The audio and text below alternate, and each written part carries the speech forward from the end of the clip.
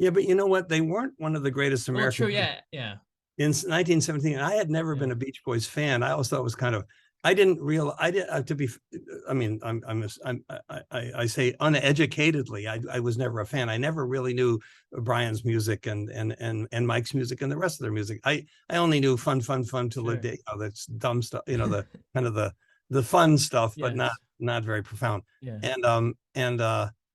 And so to me he was he was a TM teacher, and we should meet. That's fine. He has a couple of girlfriends, no problem. That's okay. I like girls too. We can figure this out. Yeah. And he invited me to come out to California at some point. I don't remember exactly the timing, but at one point he invited me to come out to his place in Santa Barbara, and I flew out, and it was just to hang out. I went up to the other great artist that I should have added in with my huge opportunities in life was I became friendly with Charles Lloyd, who Yeah. Charles today is even greater than ever as a player and as a creator and as a poet and I mean he's being recognized as one of the maybe greatest ever jazz people in America, I Sure. think, right now.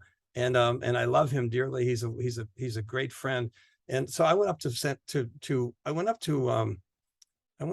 Big Sur. I saw Charles, and I'm a little fuzzy here, but at some point he said he was going to be playing in New York, and I should come and sit in. Of course, I didn't.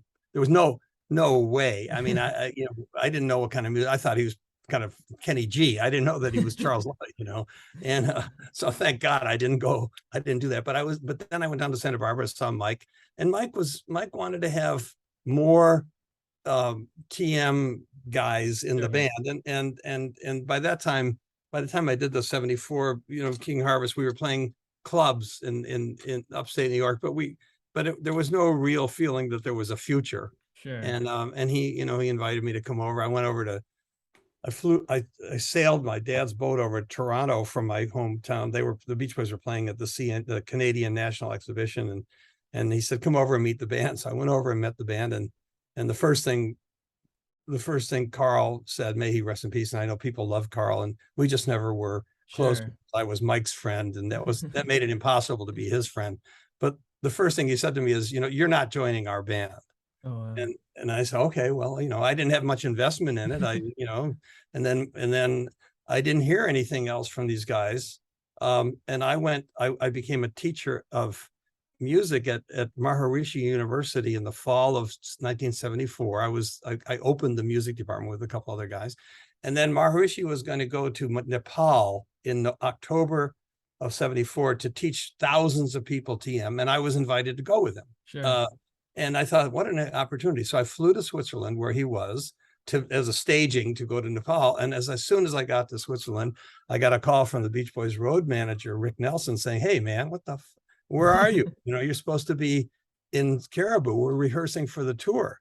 And I said, well, what tour? No, I mean, I don't know. I don't know no tour, Sure. So anyway, so then I went back to I did go to Caribou. They'd already finished rehearsing, but Carl was there, and he kind of begrudgingly took me through kind of what I would play on various songs, and that was how I joined the Beach Boys. I mean, it wasn't like there was no Big Bang Theory. It was Sure. like kind of a fizzle in theory. Sure.